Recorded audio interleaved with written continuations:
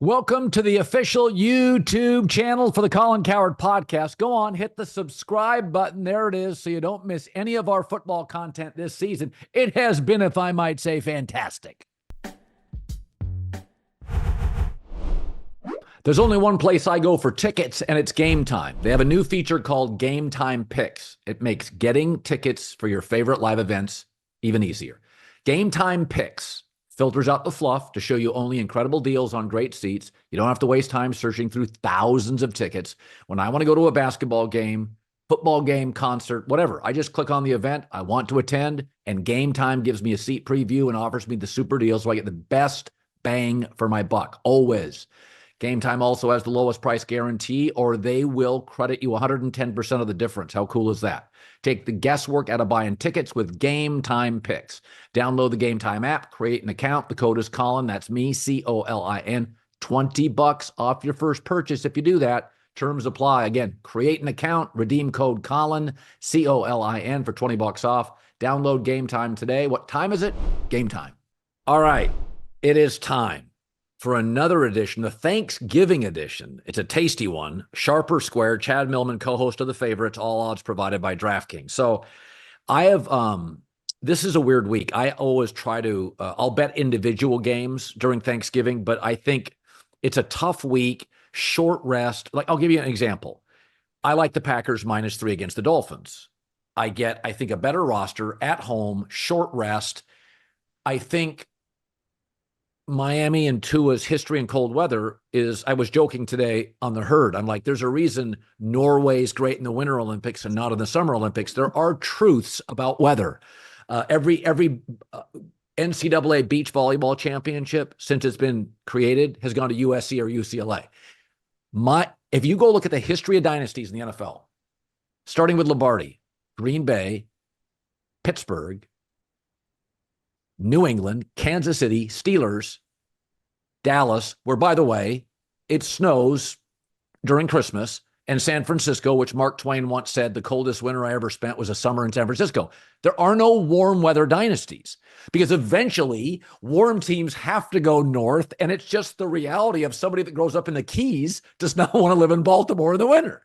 So I like the Packers. I think the weather thing between a Hawaiian quarterback who went to the SEC, then Miami, I think it's real. Sharper Square. So it's a little bit square. However, you and I are aligned. The line was at 3.5. It's come down. The wise guys have been betting on the Dolphins. It kind of doesn't make much sense to me. Tua, as you mentioned, as a dog in this spot, 3-11, I think, on the road against winning teams. So he does not have a good history here. And if you look at the 3 games he's been back, beat the Rams on the road, everyone was excited about it. They're not a winning team. They were not a winning team when he beat them. Then he just beat up on the Patriots. The Patriots are statistically the worst team in the NFL. So you're getting Tua looking really good. And I admit, he's looked great, and they've changed their scheme quite a bit. They're not throwing the ball downfield as much. They're throwing a lot more sort of in cuts that allow the players like Tyreek Hill to really get yards after the catch. But going to Green Bay, it's going to be 25 degrees. It's going to be windy. Matt LaFleur, schematically, one of the best coaches in the NFL. We've seen what he does when he doesn't have a quarterback. Just give the ball to Josh Jacobs. That's a strength against Miami's defense. I like the opportunity for Matt LaFleur, who I think is a better coach than Mike McDaniels. He's 60+% against the spread as a favorite at home. I'm with you. I don't get the move. I like the Packers. I'm not a buyer on Miami. So this line I didn't understand. There's a couple lines this week I didn't quite get. So the Steelers are a much better football operation than Joe Burrow and the Bengals. And I've talked about this before. The Bengals moved off Joe Mixon and defensive players before they paid T. Higgins and Jamar Chase. They're just a cheap franchise. Pittsburgh, off a loss, is going to be feisty. Pittsburgh as a dog is great. Burrow's wonderful, but not when he's sitting on the bench watching a run game dominate time of possession. I like the Steelers as a dog +3. It's a much better team, sharper Yeah, square. of course it's the sharp play. It makes no sense that the number is even close to 3. And by the way, I it's don't been get it. bouncing around. It opened at 2.5, got bet up to 3, came back to 2.5 because the wise guys know Mike Tomlin as a dog, 62% on the road. He is the best coach as a dog this generation, 20 years. He is 62% as a dog in the division on the road, 64% when the spread is between 1 and 3. I do believe that a lot of people are just enamored with how Joe Burrow has been playing this year. Yeah, He's it's putting up pretty. pinball numbers, right? But this is a terrible defense. And while they've been off for 2 weeks, the Steelers have been off for 10 days, and it's a rah-rah Mike Tomlin spot. He makes these guys believe, and they're still in a position where they could win that division. So you're not going to want to lose an in-division game. I'd bet the Steelers on the money line. Another dog I like is Arizona +3.5 the Vikings. So off a bye, Arizona was a mess. And a lot of it was Seattle got a consistent pass rush. I don't think Minnesota's pass rush will be that formidable. I also think Arizona, when they can run the ball, is a really, really effective team. I think they'll have a better chance to run the ball here. Arizona's inconsistent, but this is a team that has, for the last 5 weeks, I mean, they went to Miami and won, and they went to Santa Clara and won. I think their personnel is better than people think. They have elite players. Buda Baker's elite. Connor's elite. McBride is a tremendous tight end. Kyler Murray's elite. They don't have big names on the interior D line, but they play well. They play above their weight. So I think this is a close game. Minnesota doesn't really bury people. Go look at the Jacksonville game. Go look at the Chicago game. They're not Philadelphia. They don't blow over you. They make mistakes. They're missing their great left tackle. They're a good team. They're not special. They're well coached with some nice playmakers. But you watch the Minnesota game, that's a go either way football game. It doesn't look like either team is significantly more talented. And one is in turmoil. And you're like, I don't know. They kind of look the same. I'm taking the 3.5 with Arizona, sharper square. It's kind of an ish. Like there's no consensus, not a lot of interest, to be honest, from the wise guys. Like there's some games on the board that the wise guys have planted a flag in the sand on. This is not one of them. A lot of the wise guys liked Arizona last week. They feel a little burned by what happened in Seattle. You still don't know. We said last week, they put all their cards on the table, right? Pun intended. And they come off the bye. Kyler kind of looks disinterested. So what are you going to be getting the second week going against Minnesota, which still has a lot to lose? And you're right. They gave it away against the Bears. Like the Bears should not even have been close to turning that game into an overtime game. So they come out with a little more intensity this week. It's just a hard one to handicap. I think the line is kind of right. Exactly where it is. Okay, a favorite. I like Buffalo at home -7. Well rested and waiting for a Niners team. Bosa didn't practice. Trent Williams didn't practice. I'm not sure if that locker room, I mean, if Bosa doesn't play, that's a very average D line. Buffalo's rested. They're healthy. They're a team that they're playing for the number 1 seed here. And by the way, Allen, the backup for San Francisco, that's not going to work. That's just not good enough. And Brock Purdy, who never has a great arm, is now dealing with a shoulder issue. Again, this is not a guy with a whip to begin with. This is the rare. I think the Niners are living off reputation. I just don't think they're a very special football team. 5-7 in their last 12. I'm going to lay the 7. I like Buffalo, sharper Sharp. I square. mean, the wise guys have been betting Buffalo. It opened at 6.5. It's got up to 7. I think the real question why it sort of hasn't exploded, and we saw this last week with the Packers, is Brock Purdy. What's his status going to be? So no one's going to overinvest until they get a real sense of whether or not he's going to be playing. I agree with you about Nick Bosa. If you watch that game against the Seahawks, he was the difference. When he was playing, they were in control of that game.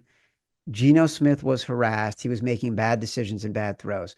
When he was no longer playing in that game, Geno Smith goes on a drive in the final 2 minutes that wins them the game. And now all of a sudden is propelling Saddle into Seattle and everyone thinking they're a super special team and they could potentially win the NFC West. Nick Bosa not being there and Trent Williams, those are massive, massive missing pieces. Um, I like the Titans plus 5.5 at the Commanders. I think Cliff Kingsbury does this. He single guy, a lot of time in the summer, plays some golf, and comes up with a new offense. And I think it fools people. And then all of a sudden, about mid-October to late October, if you look at his history in college or pro football, people catch up. And then you're left with a September offense in November. And I just don't think the Commanders, I mean, Jesus, it's like the Cowboys had the Commanders playbook. They would flush Daniels out of the pocket, and there were guys just waiting for him. And I think Tennessee is really good up front defensively, very disruptive. I think Will Levis still makes, he's got that Will Levis, Carson Wentz reckless gene. But you know what? I think he's played himself into another year starting, and I think you can sense it. I think he doesn't feel as apprehensive. I'm not giving up 5.5 points for anybody against the Commanders. I think they're just right now an average roster. They have laid out their cards. Everybody's seen them. I'm taking the 5.5. I think Tennessee's a tough physical team, as Houston found out. Sharp Yeah, or you square? nailed it. It's totally sharp. The interesting thing here is the line moved from 6.5 to 6 to 5.5 early in the week. And for what we're talking about here, early in the week was really Monday. And that was a Yeah. consensus professional move. I bet it at five Yeah. and a half. It moved up a little bit to 6.5 again, and now it's come back down. Um, I couldn't agree with you more. The Cliff Kingsbury Cliff midseason is real statistically, right? Yep. Texas Tech, they would get to the middle point of the year, they would lose. Cardinals, they would get to the middle point of the year, they would lose. If you unpack that, Yep. it's somewhat circumstantial, right? You could look at Texas Tech and be like, okay, they play patsies in the beginning of the year, they get into the conference, the schedule gets harder, right? And That's the right. That's right. Cardinals, a couple times he had Kyler Murray injured, didn't have the full scope of his talent, and all of a sudden the team isn't as good. But it's happening again. It's happening this time because Jaden Daniels is injured and has been playing injured. And after that rocket start, the first 4 weeks of the year, he's barely completing 70% of his passes. After a start where he was completing 80%, right? You look at the flip Yeah. side, and yes, Tennessee, they have a very good defense. They've been playing better. Last week, they gave up 8 sacks, and Will Levis had a pick six, and they still beat the Texans, who have a better quarterback than the Washington Commanders. And I do think that this is going to be the worst defense Will Levis has faced this season. And he has an opportunity here to be pressured a little bit less and get the ball, push the ball downfield, which is what he's really good at. And that's when he's most comfortable. So wise guys are with you. That's a sharp play. I don't know how many people will watch this. I like the Texans -4 at the Jags. I don't know what the Jags are playing for. I think it's a kind of a ugly, toxic locker room where people have bailed. I think the Texans, off one of their worst performances of the year, it means a lot. They're playing for more. They're pissed off. They have an issue with protection, guard, center, guard, but they've got just simply better players playing for more, and frankly, a better quarterback. If Trevor Lawrence plays, he's not close to 100%. I think they have a coaching advantage, a coordinating advantage.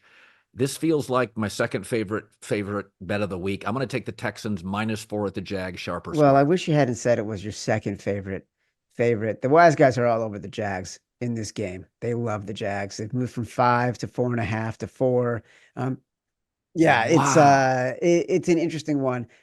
For me personally, I agree with you. It's a pass. I think the wise guys are looking at CJ Stroud and thinking it's He's not that average. he's not progressing, it's that he's playing like, The protection's well, he's terrible. playing like a normal quarterback, right? And like his Yeah. interception percentage was so low last year that it doubles this year, and all of a sudden it's at league average, and everyone thinks, oh my God, there's something wrong with him. They're playing different defenses against him, so his coverage is different, and he hasn't had his best players. So I and the offensive line protection is terrible, truly terrible.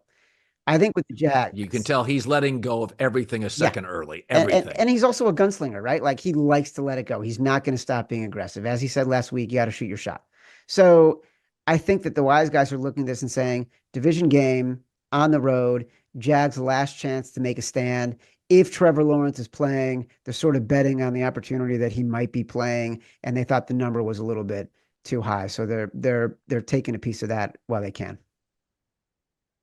Lions either -9 or 9.5 at home against Chicago. So Detroit played by their standards poorly last week on the road and beat a pretty good roster soundly. Chicago's had back-to-back games, heartbreaking games where they really should win the game and they don't. And I just wonder about their mettle. I just wonder about how deep the reservoir of disappointment is with Chicago. I also think when you play Detroit, you always play from behind. Now, maybe that doesn't affect Caleb Williams because he was very good behind against Minnesota. He's such a playmaker. But I could see this game becoming 38-13 really, really fast. I'm going to swallow the points. Detroit -9, 9.5, sharper Is this square. your favorite? No, I like Buffalo as Okay. my favorite. So the wise guys have been all over the Bears. It went from 10.5 to 10 to 9.5. As of Wednesday afternoon, it was at 9. I am shocked.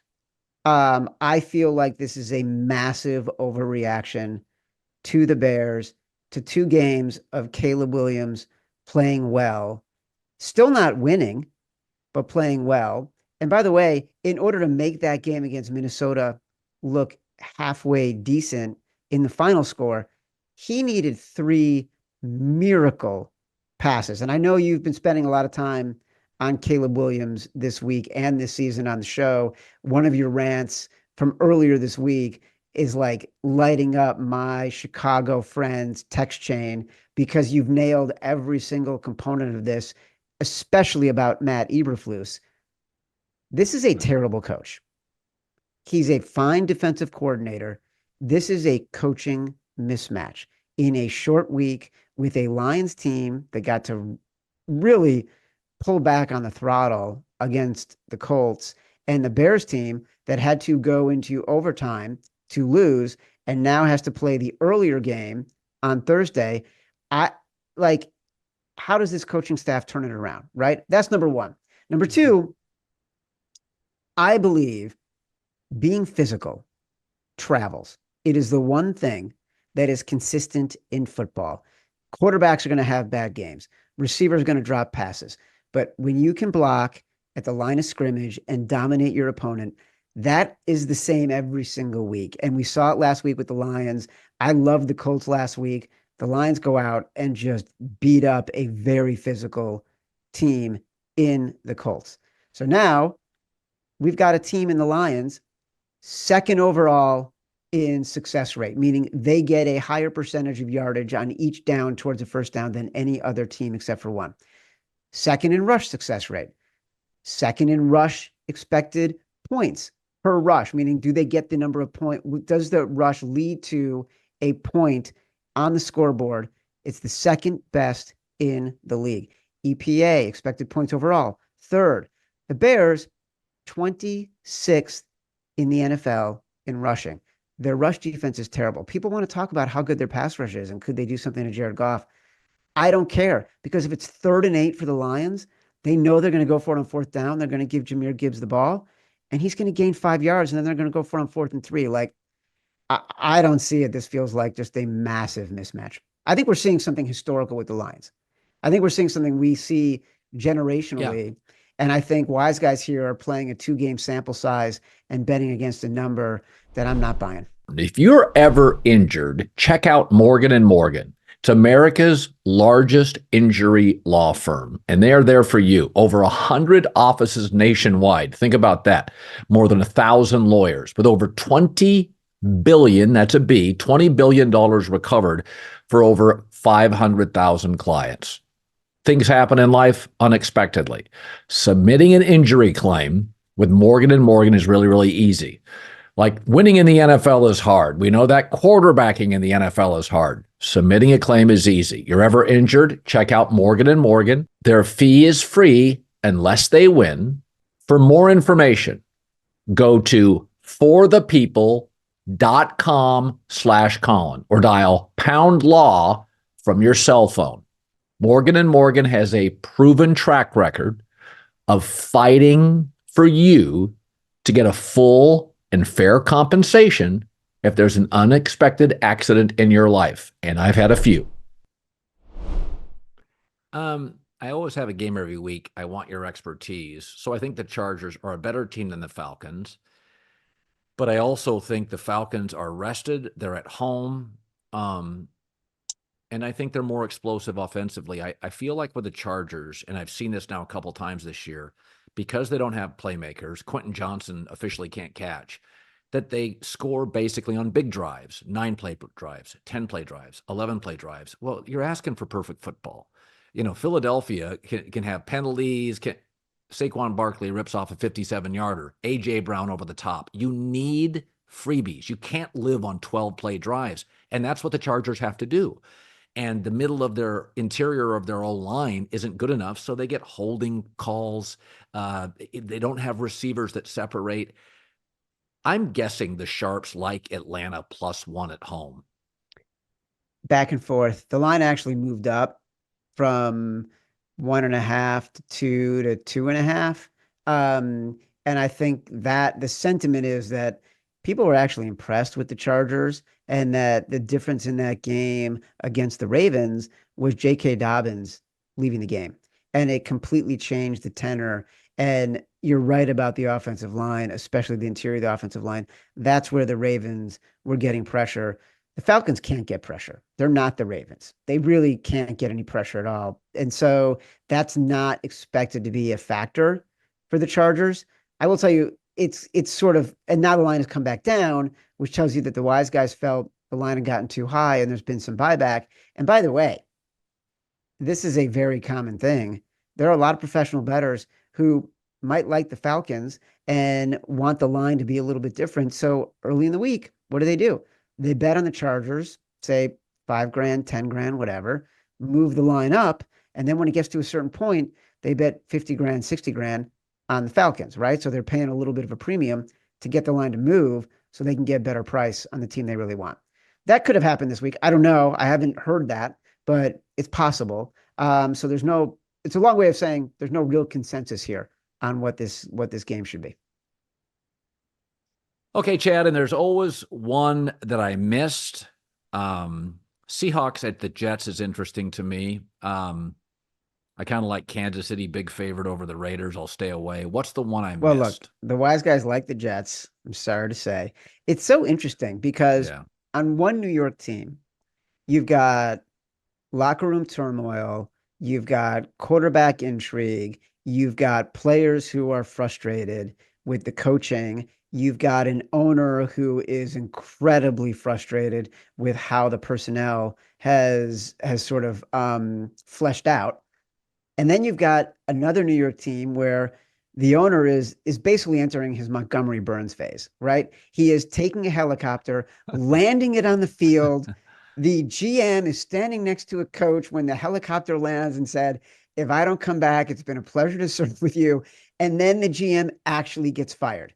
And this is after the owner had fired the coach without telling anybody, and after the owner had traded for a receiver without telling anybody, and openly opined, should we be benching Aaron Rodgers? And yet the wise guys, they've been betting the Giants, but they like the Jets a lot more against Seattle. I think part of it is like, this is the time to grab a number that is overinflated on Seattle as much as anything else. So they're on that. The wise guys, of course, they're going to be on the Raiders. It's not even a question. They were on the Raiders when the line was at 13.5, 13, 12.5, 12. It got bet back up by the public because Aiden O'Connell was announced as the quarterback. The wise guys are now just going to wait, see how much more how much of a better price they can get between now and kickoff on Friday. They're going to buy the Raiders. Did you know that feeding your lawn regularly builds a stronger, more resilient lawn that naturally crowds out weeds? Scott's Turf Builder products provide a year-round feeding with essential seasonal solutions for your lawn. They have a subscription plan that makes caring for your lawn easier than ever. They put their expertise to work by analyzing the location, size, and condition of your lawn to create a custom plan for your yard, and they'll ship you the right product to apply at the perfect time. It's easy. By answering only a few short questions about your lawn, Scott's experts craft the program that's right for you in your yard. Visit scotts.com to learn more. It's really easy. Feed your lawn. Feed it. One team that I asked you to look at last week, Carolina Panthers. Oof. I know. Oof. What's the the line line? is 6. What's the line? They're playing the Tampa Bay. So the Carolina Tampa Panthers. Bay hosting the Tampa Bay Buccaneers. So the Carolina Panthers at home +6 against Tampa Bay. I mean, the wise guys. Well, I mean, the Tampa wise guys like it. I don't tell you. Played well. Baker played perfect, so they come back down to earth. I'll be honest with you. I think both Will Levis and Bryce Young, for Tennessee and Carolina respectively, in a weak college quarterback draft class, have extended their starting franchise career one more year. I think Bryce Young and Will Levis look like, let's give them another year. I think that's 100% accurate, which is what Bryce Young has been the past few games.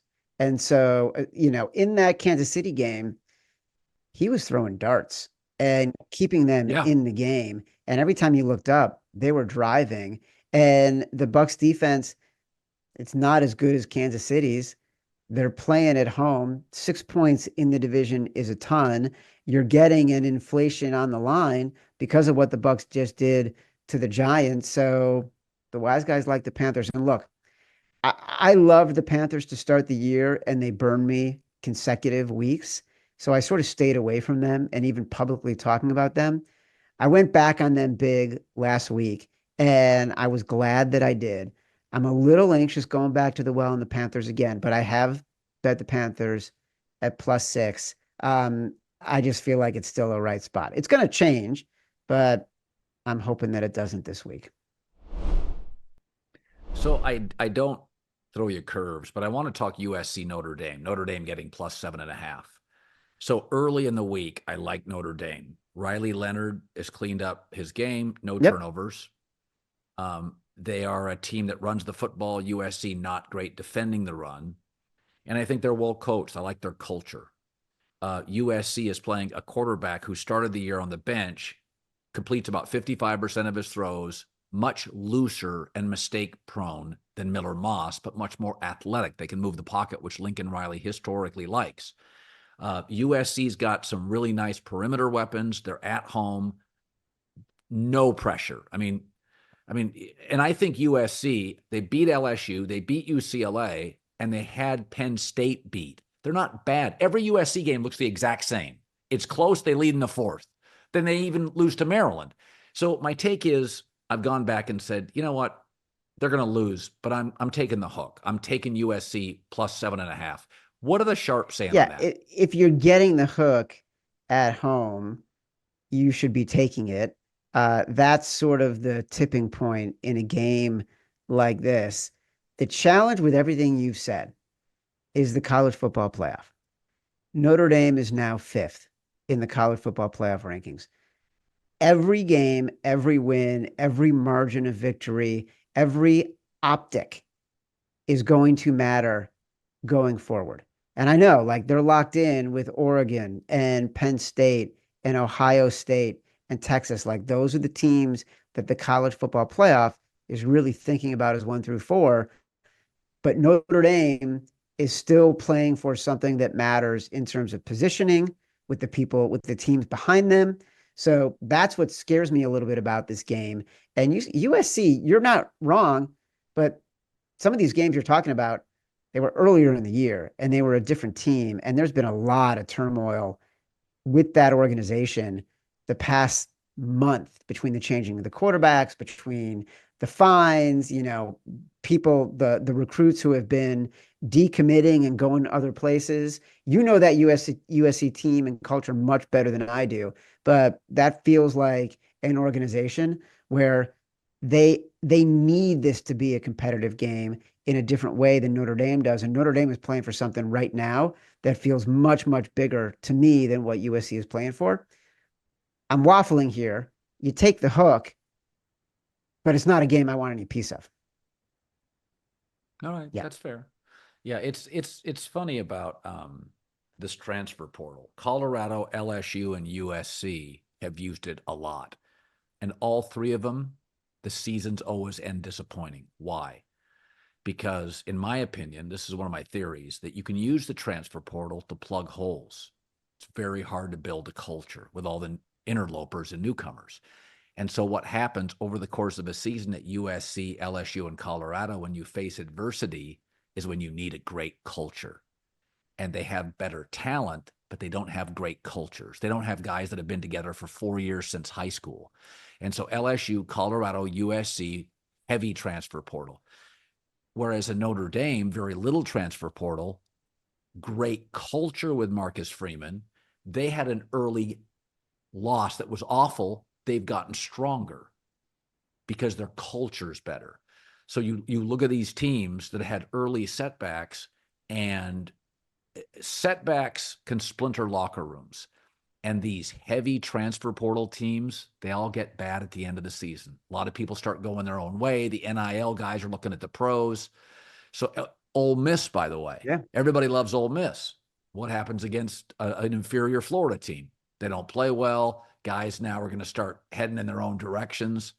So that's what I think I found from the transfer portal. I can think two things. I like it, but I wouldn't want to build around it. It's important, but I don't want it to be my primary I'm going to give you an example that supports both sides of your theory. Indiana Hoosiers, who I went to Indiana. I love them. I've been so excited for this team all year. Obviously, Cignetti, heavy portal. They used the transfer portal heavily, but what they did was they basically took the entire team from James Madison and plugged them in. So yeah, it worked for them. But the reason it worked for them is because they maintained a culture that existed with Curt Cignetti from where he was before, and then brought it to Bloomington. And that's translated in a very successful way. And what's more interesting to me also about this is I think there is an opportunity for teams like Indiana, who have been middling teams, to get the fourth, fifth year seniors who want to keep playing college football. They might not be great NFL players, but they're incredibly effective, productive, workman-like college football players, and they're adults. Yeah. So instead of the sophomore 5-star who's not getting any playing time and is transferring from Texas to Ole Miss, they're getting the fourth-year MAC quarterback who was really good and is time to see if he can stretch his game to the next level. And he's an adult. And that's just a different kind of player in college football. I'm not saying now Indiana has a ceiling on this. We saw it against Ohio State. You got to get athletes and people on the edge and all that kind of stuff. But I think you can build a really successful program through the portal if you're getting guys who are just great college football players and not necessarily the highest ceiling athletes. Let me throw this at you. Speaking of college football, Ryan Day is 66-9. Obviously, he's lost to good teams: Clemson, Georgia, Michigan 3 times. He's beaten everybody else, beaten the brains in. And, again, lost to Oregon. Well, everybody loses at Autzen except the Ducks, right? So the one thing about Ohio State in the playoff that is really interesting. So people think, if Ryan Day beats Michigan, finally the Wolves will scale back. But the next week it's Oregon. You can't lose to Oregon twice with Ohio State's. So let's say he beats Michigan and Oregon. Oh, all the Wolves are gone. But he loses to Tennessee in the first round. You're like, wait a minute. I saw who Tennessee lost to. Tennessee's not a great team. Let's say they beat Tennessee, but then lose to a Boise State, or they lose to an Arizona State or somebody else. He's going to get crushed. Ohio State goes into the playoff. They're the only team in the playoff where every single game could potentially get their coach fired. Couldn't agree more. With a 66-9. And that duress, that pressure on Ryan Day and his staff, like people want Sark to win, but Texas has stunk pre-Sark for about 20 years. They're happy as hell they're going to get into the playoff for the second year in a row, and they're just too damn good not to win a couple games. And so Sark, if Sark wins 2 games in the playoff and loses, he's going to retain his job. No other team, no other coaching staff faces, oh, you've got to get to the final. And if they get to the final and lose in overtime to Texas, okay. If they go to the final and get blown out by Texas, that's not good enough. So I think Ohio State faces this top-down pressure from their fan base. I mean, they went all in on the NIL. They spent like $20 million on the NIL. They went and got Chip Kelly. I don't know if you can win a national title with that sort of intense insular pressure. Well, he has to win the national title with that intense insular pressure because I don't think there is any other out. If he doesn't win, they've built a coaching staff for it. They've built a roster for it. They have given him every opportunity. He has not been able to beat Michigan. He could not win in the national title experience a few years ago, right? Even though, you know, CJ Stroud and they lost Marvin Harrison and like it was a difficult circumstance, they still couldn't win. So the fact is, he is under the most pressure of any coach going into the playoff. You're not wrong. A lot of those coaches, like, whether they win or not, they're going to be fine for the next year.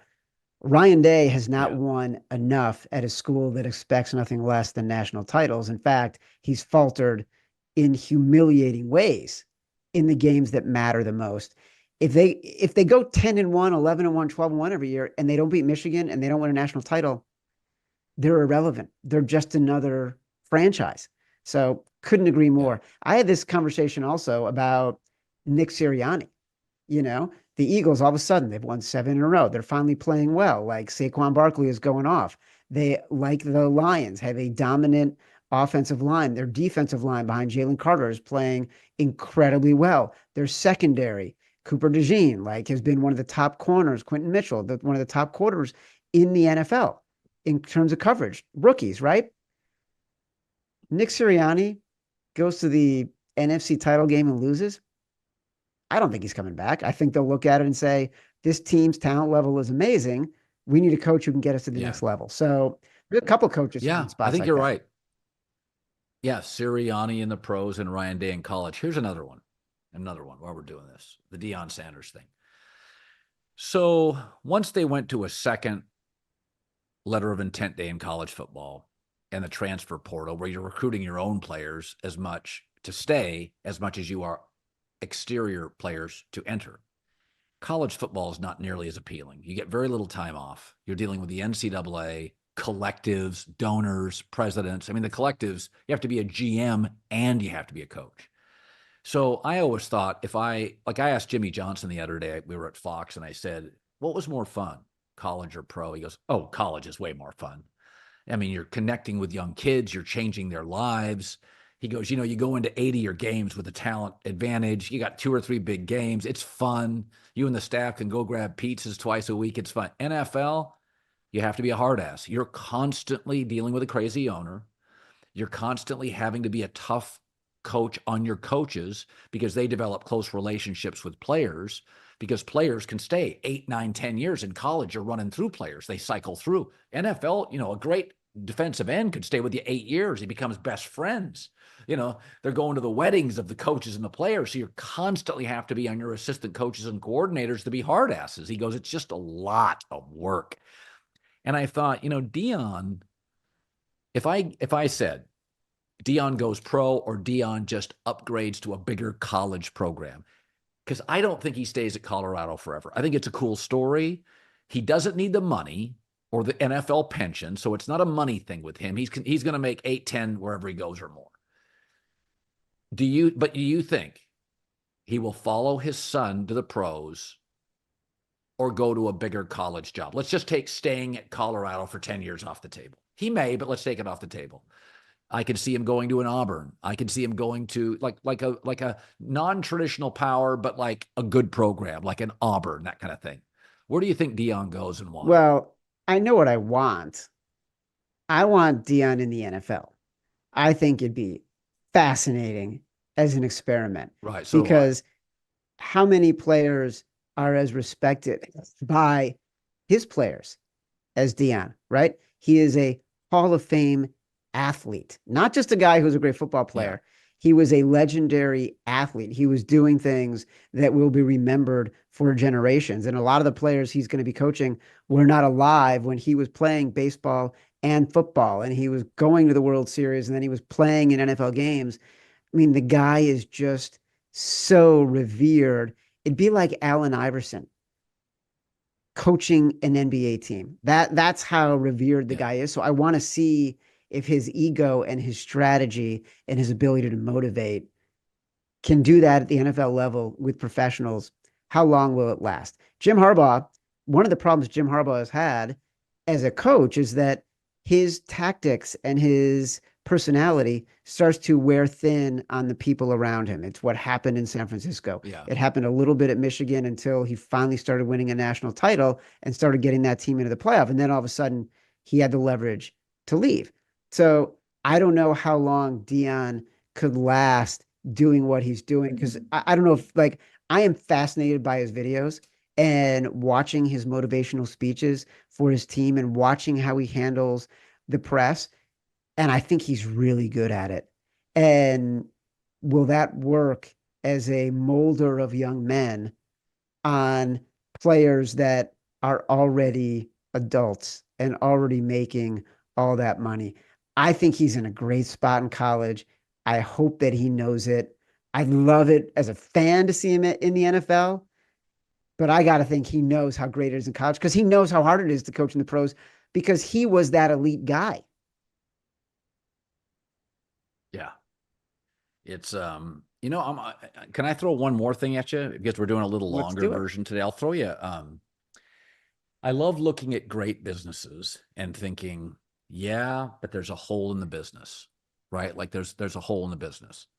And so, like I'll give you an example. I worry that the NFL is becoming the NBA. So here's where it won't be the NBA. It won't be as international.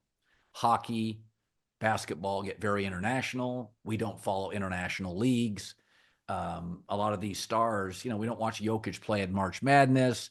He's a second round pick. By the time he's a star, unless you watch the NBA nightly, you don't watch Denver. Whereas NFL will always have a great advantage over all the other sports is we watch college football. We don't watch much college baseball, college hockey, college basketball a little, but international players are half the guys drafted. So that'll never be a problem. But I'm seeing something this year that the middle of the NBA has always been soft and the bottom is awful and large. That if you do not have two like really high-end players, you're not elite. So right now in the NBA, there's about 6 really good teams. The Knicks are really good. I think Cleveland, Boston, OKC, Denver, Minnesota is really good, although that Julius Randle thing may not work. There's about 6 to 7 teams I like. There's a very soft middle where you drop off to like the Warriors, who are fun, but nobody thinks they can win a title. And the bottom is mostly the Eastern Conference. It's awful. It's 10 teams. Right now in the NFL. So I never thought about that. I always thought the NFL was have-nots, but the have-nots were really small. You start looking at the bottom of this league now, because once 10 years ago, the rules changed after the CTE lawsuit to protect quarterbacks. So it's a very offensive league. The final 4 coaches now, several years in a row, all offensive guys. Even guys like Zach Taylor, we don't know are great coaches. Belichick looked completely lost.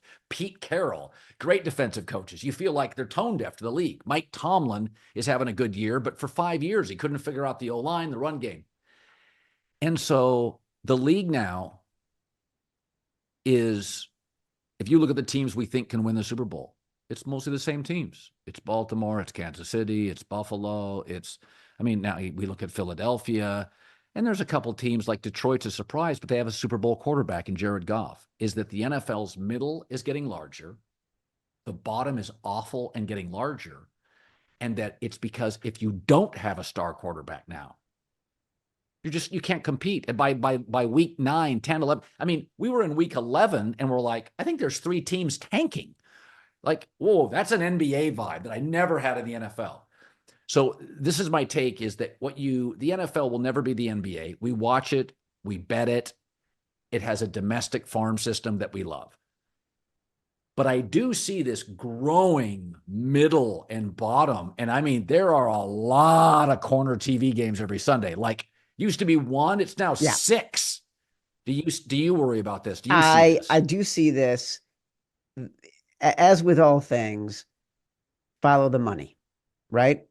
If you look at the betting stats, for years, the strategy has been fade the public, just bet against whatever the public is doing. This year, you cannot do that. We've talked about this, right? Nope. What did a couple of the operators have in their earnings calls at the end of Q3 had to downgrade the revenue expectations for the year by a combined $300 million because of what they deemed euphemistically customer-friendly outcomes. What that means is that the favorites, the teams that the public bets on, are crushing. And that happened starting in October and has continued into November. So that's one way to look at it, is the teams that are really, really good are winning by really big margins.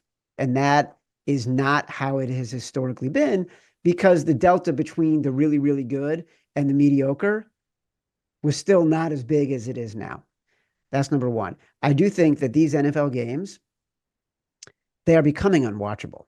And you're getting a sense from the announcers about this, like the number of penalties that are about procedures that are impacting the game and changing the flow and changing sometimes the outcome and changing a scoring play and taking some of the excitement out of the game. I don't know what the NFL does about that, because they are always talking about emphasizing certain plays. They want to emphasize where the offensive linemen are lining up, so they're at the belt line of the center. They want to make sure that offensive linemen aren't going too far downfield, but everybody likes to run these RPOs, and it's impossible for an offensive lineman to keep their positioning within 2 yards of the line of scrimmage. But these penalties are killing the viewing experience as a fan. So that's 2.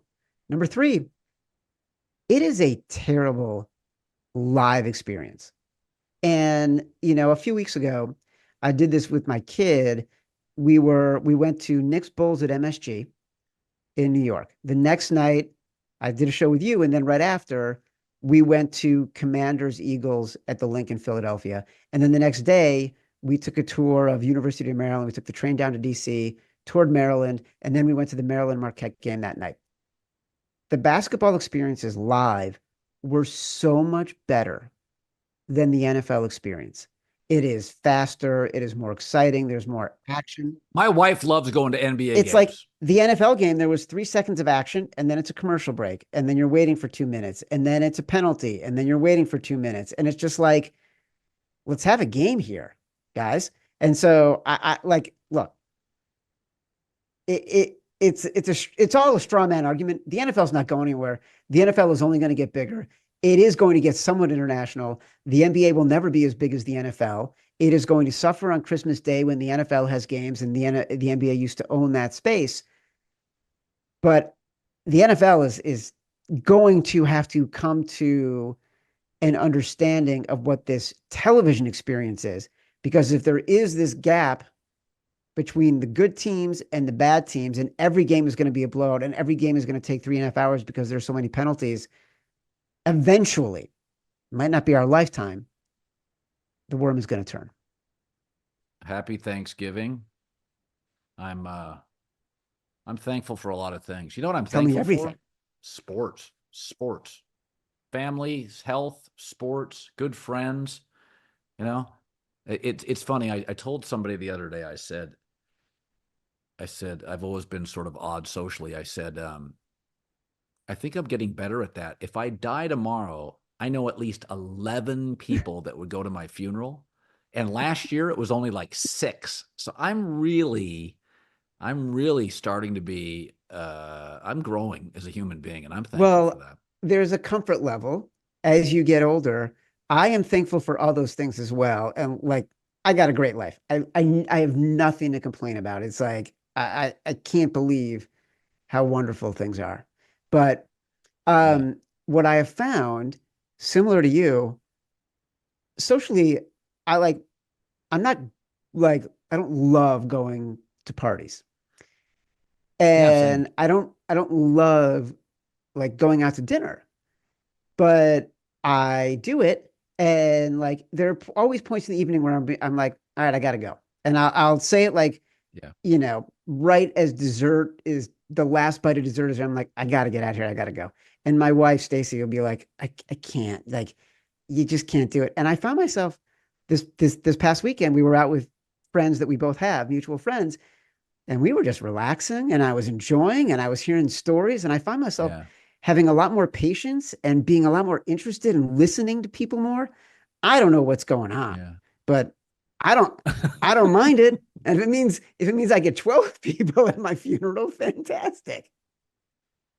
Yeah. Chad doesn't know what's happening, but he's interested in other people's thoughts now, and he doesn't know what to make of it.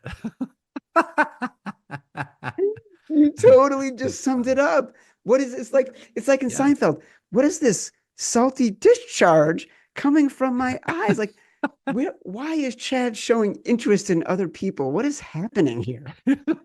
So true. Ugh, I'm such an asshole. I hear you, buddy. Ah. No, you're one of my favorite people. That's All right, it. brother. Have a Honestly. great Thanksgiving. Um, all right. Say Talk hi to to the you. fam. All right. See ya. Okay. That was fun. Talk to you later.